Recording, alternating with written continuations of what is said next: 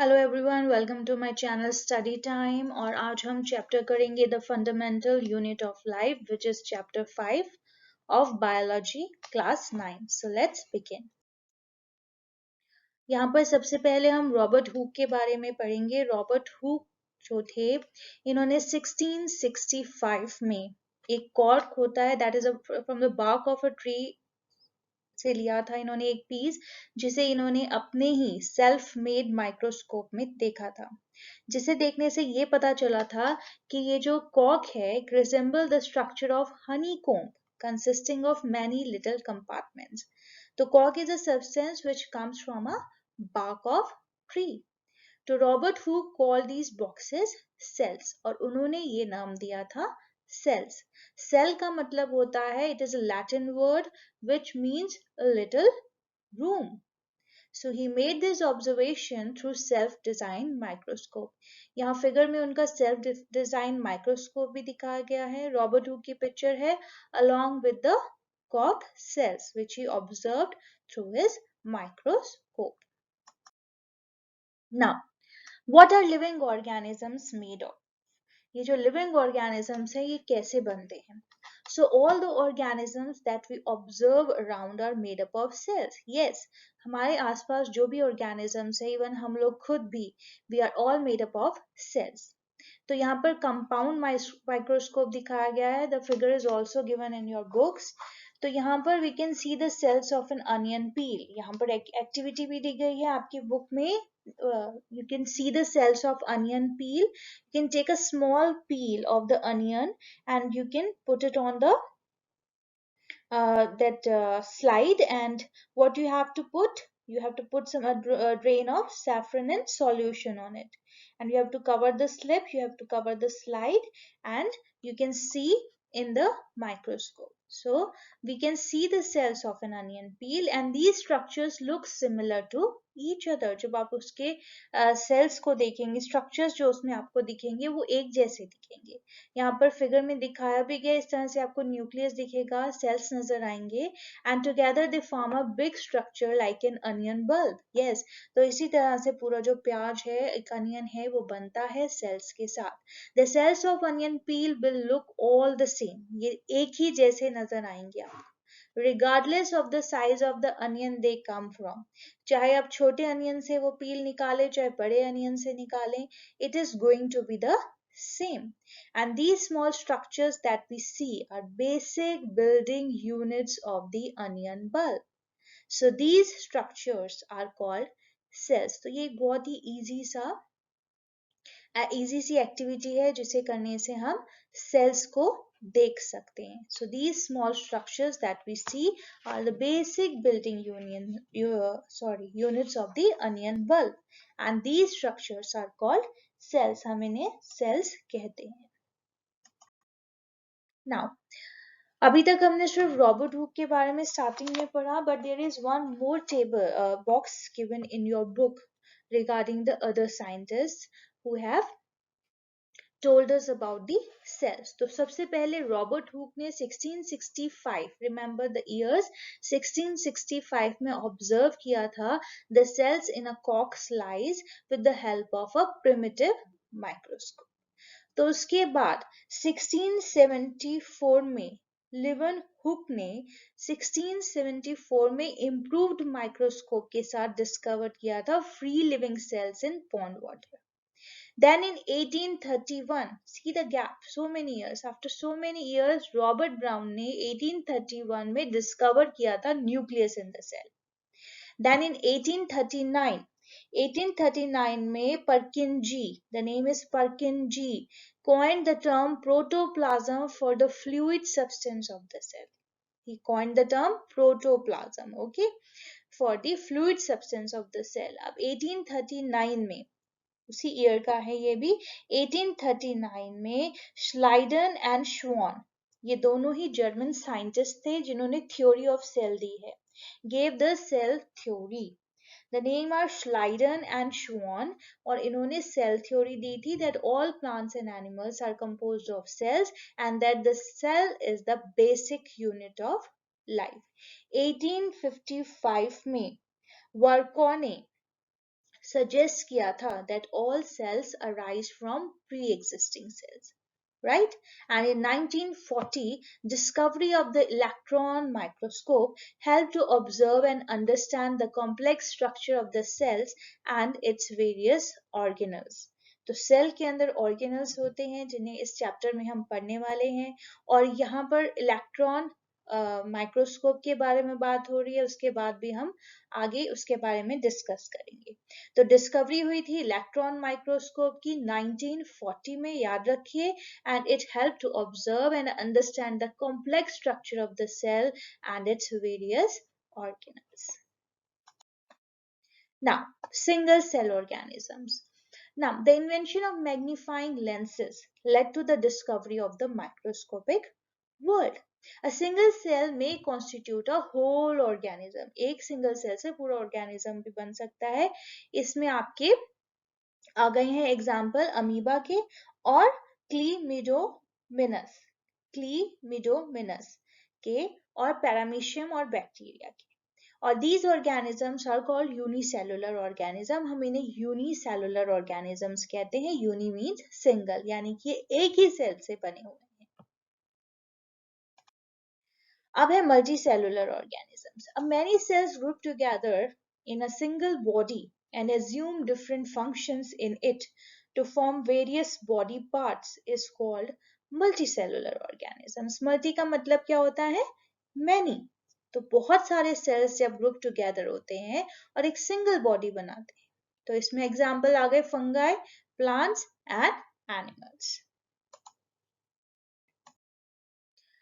Now, every multicellular organism has come from a single cell. Cell divided to produce cells of their own kind. All cells thus come from pre-existing cell. Right? So cells divide to produce cells of their own kind. वो divide होते हैं और produce करते हैं अपने ही जैसे sales को. And all cells thus come from the pre existing cell, क्योंकि वो डिवाइड होने के बाद ही बना, यानी कि वो एक प्री एग्जिस्टिंग सेल से बना है. This is a very important line. Cells divide to produce cells of their own kind, and all cells thus come from the pre-existing cells. लेकिन some organisms can also have cells of different kinds. जैसे कि हमारी human body सिर्फ एक तरह के cell से नहीं बनी है. It has different type of cells. आप स्मूथ मसल सेल देख सकते हैं, फैट सेल अलग होते हैं, नर्व सेल्स अलग होते हैं, ब्लड सेल्स अलग होते हैं. तो इस तरह से ये जो सारे तरह के सेल हैं इस फिगर में बताए गए हैं, ये सब कंपोज होकर हमारी बॉडी बनती है. ये अलग अलग सेल्स के साथ बनती है, डिफरेंट काइंड्स ऑफ सेल्स के साथ बनती है. अब shape and sizes of cells. अब शेप कैसी होती है, इनके साइजेस हैं. तो shape and sizes of cells are related to the specific function they perform. वो कैसा काम करते हैं, that depends. Some cells like amoeba have changing shapes. Amoeba आपको सबको पता है, it keeps on changing shapes. And nerve cells have a typical shape. जो एक नर्व सेल है, आपने देखा है अभी फिगर में पहले भी, तो वो एक उसकी एक टिपिकल शेप है. And there is division of labor in multicellular organisms such as human beings. This means, इसका क्या मतलब है? This means that different parts of human body perform different functions. हमारी बॉडी का हर पार्ट एक अलग तरह का डिफरेंट फंक्शन करता है, लेबर करता है. तो there is a division of labor in multicellular organisms. तो इसमें एग्जांपल आप ले लीजिए कि human body has a heart to pump blood. हमारा हार्ट जो है पंप करता है ब्लड को. स्टमक क्या करता है? डाइजेस्ट करता है फूड. तो इस तरह से इनके सेल्स डिफरेंट है. Division of labour is also seen within a single cell. Remember this, division of labour is also seen within a single cell. अब सेल ऑर्गेनल्स क्या होते हैं? Cell organelles. अब हर सेल के अंदर each cell has got certain specific components within it known as cell organelles. Cell के अंदर भी कुछ components होते हैं. Each kind of cell organelle perform a special function. Her cell organelle जो है एक special function perform करता है, जिसे हम इस chapter में discuss करेंगे. Such as making new material from this cell, clearing up the waste material. Yes, वो clear भी करता है अपने waste material, न्यू मटेरियल भी बनाता है. तो इस तरह से सेल ऑर्गेनल जो है वो स्पेसिफिक ऐसे कुछ स्पेशल फंक्शंस परफॉर्म करते हैं. Cell is able to live and perform all its functions because of this organelles. अगर ये सारे ऑर्गेनल्स प्रेजेंट है, अपना फंक्शन कर रहे हैं, इसीलिए जो सेल है वो जिंदा है, वो लाइव है. So these organelles live together, organelles together constitute the basic unit called the cell. तो जितने भी ये organelles हैं, ये सब मिलकर एक basic unit बनाते हैं जिसे कि हम सेल कहते हैं. तो याद रखिए, सेल के अंदर कुछ certain specific components हैं जिसे हम सेल organelles कहते हैं. जिस तरह से आप देख सकते हैं यहाँ पर प्लांट सेल और एनिमल सेल दिखाया गया है. The pink one is animal cell and the green one is plant cell. तो इनके अंदर ये जो भी चीजें आप देख रहे हैं ये ऑर्गेनल्स हैं. इसके अंदर न्यूक्लियस है, क्लोरोप्लास्ट है, साइटोप्लाज्म है, प्लाज्मा मेम्ब्रेन है. ठीक है, तो इस तरह से ये जो है सेल ऑर्गेनल्स होते हैं. Now the question arises here is, what is a cell made up of? And what is the structural organization of a cell? एक सेल कैसे बना होता है, उसकी स्ट्रक्चरल ऑर्गेनाइजेशन क्या है? इसकी तीन मेन फीचर्स तो हैं जो कि आपको हर तरह के सेल में मिलेंगी. 3 features are almost there in every cell. तो ये जो तीनों चीजें हैं, जो 3 इसकी मेजर इंपॉर्टेंट फीचर्स हैं, वो है प्लाज्मा मेम्ब्रेन. हर सेल में प्लाज्मा मेम्ब्रेन होगा, न्यूक्लियस होगा और साइटोप्लाज्म हमेशा प्रेजेंट होगा. Plasma membrane, nucleus and cytoplasm, ये 3 फीचर्स हैं which are almost there in every cell. Plasma membrane और सेल मेम्ब्रेन. अब ये जो सेल है ये कैसे बनता है, इसका ये जो फर्स्ट पॉइंट है जो हम यहाँ डिस्कस कर रहे हैं वो है सेल मेम्ब्रेन, प्लाज्मा मेम्ब्रेन और सेल मेम्ब्रेन, राइट. तो फर्स्ट ऑफ ऑल, हर सेल में सेल मेम्ब्रेन होगी या प्लाज्मा मेम्ब्रेन होगी. ये क्या होती है? This is the outer most covering of the cell that separates the content of the cell from its external environment. हमने पढ़ा सेल के कुछ कंटेंट्स होते हैं जिन्हें हम सेल ऑर्गेनल्स कहते हैं. ये उसे एक कवरिंग प्रोवाइड करता है. ये outer most covering of the cell है that separates the content of the cell from its external environment, right? It allows or permits the entry and exit of some materials in and out of the cell. ये एक ऐसे उसको allow करता है entry या फिर exit of some materials. Yes, कुछ चीजें सेल के अंदर जा सकती हैं और बाहर भी आ सकती हैं. And it also prevents movement of some other materials. Therefore is called a selectively permeable membrane. अगर बात हो रही है selectively permeable membrane की, तो वो cell membrane की बात हो रही है, या जिसे हम plasma membrane भी कहते हैं. So remember this, selectively permeable membrane. तो ये कुछ चीजों को अलाउ करती है, कुछ चीजों को प्रिवेंट भी करती है. एंट्री और एग्जिट भी कराती है some materials की in and out of the cell, and it helps its movement of substances in the cells. ठीक है, तो वो मूवमेंट भी अलाउ करती है, हेल्प करती है मूवमेंट में. some substances like carbon dioxide or oxygen can move across the cell membrane by process called diffusion. अब ये क्या होता है ये भी हम डिस्कस करेंगे. तो इस तरह से जो कार्बन डाइऑक्साइड एंड ऑक्सीजन है, ये कैसे मूव अक्रॉस करती है सेल मेम्ब्रेन में, इसे हम इसका नाम दिया जाता है इस प्रोसेस का diffusion. So let's learn what is diffusion.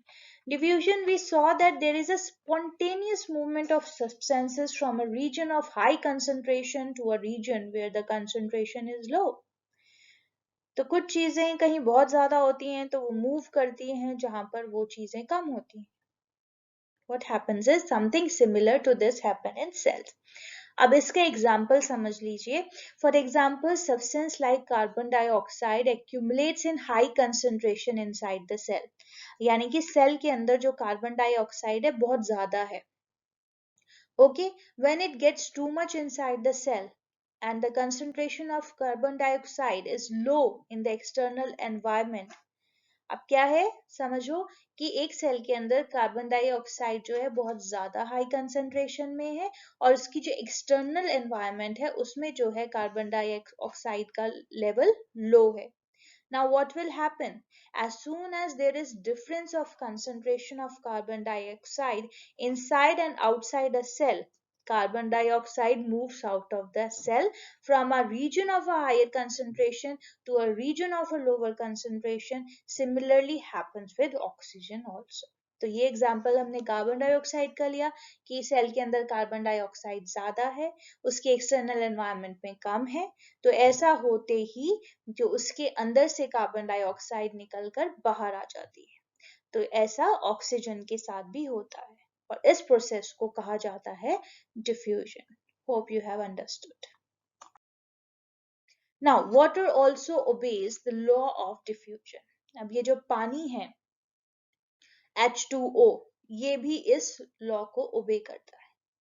इसमें क्या होता है, the movement of water molecules through such a selectively permeable membrane. Remember what is selectively permeable membrane? That is your cell membrane, plasma membrane, cell wall. Okay, the movement of water molecules through such a selectively permeable membrane is called osmosis. जब ये पानी की movement हो रही है हम इसे नाम देते हैं ऑस्मोसिस का.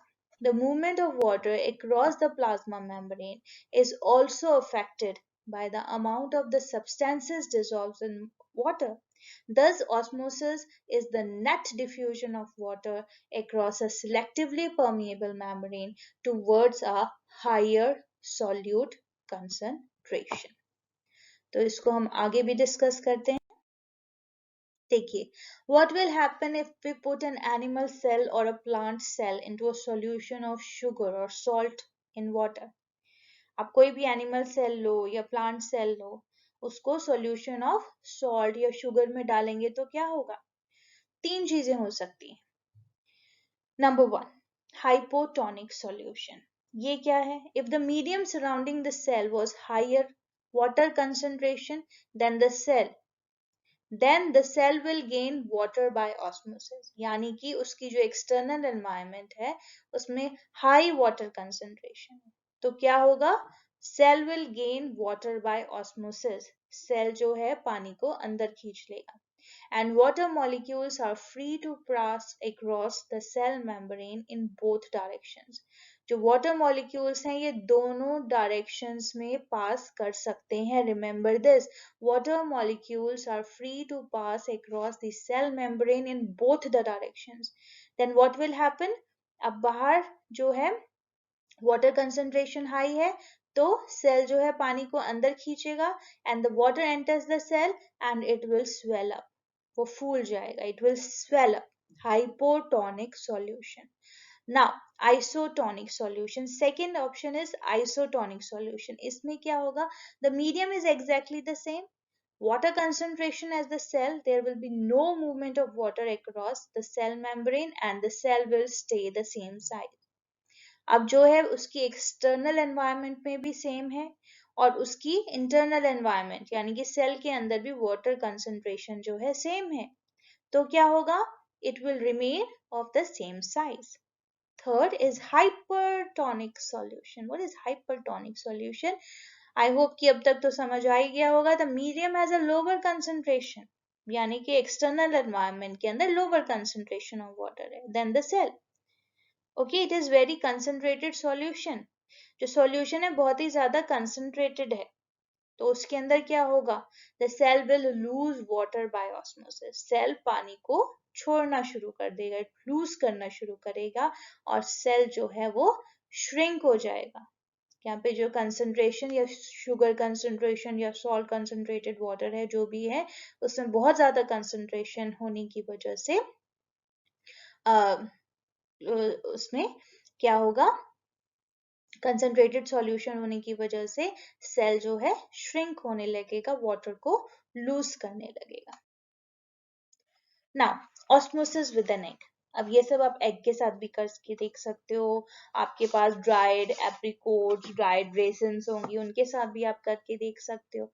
Like The activity is given in the book also. If you deshell the egg by dissolving it in dilute hydrochloric acid, आपने उसको deshell कर लिया, आप उसे पानी में डाल दीजिए. After 5 minutes what will you see? वो फूल जाएगा, swell up हो जाएगा, because water passes into it by osmosis. उसमें पानी भर गया है. But if you put the deshelled egg into concentrated salt solution, concentrated salt solution में उसको डाल दो, 5 मिनट के लिए आप क्या देखोगे? Egg will shrink, वो shrink होने लगेगा. And you can do this activity with dried apricots, dried raisins also, and if you put them in water they will swell up, and if you put them in concentrated solution it will lose water and consequently shrinks. तो वो shrink होने लगेंगे. अब example of osmosis देख लेते हैं. इसमें आपके यूनिसेलुलर फ्रेश वाटर ऑर्गेनिजम्स आ जाते हैं, प्लांट सेल्स. ओके, इसमें थ्रू ओस्मोसिस होता है, absorption of water by plant roots, ये भी प्रोसेस ऑफ ऑस्मोसिस है.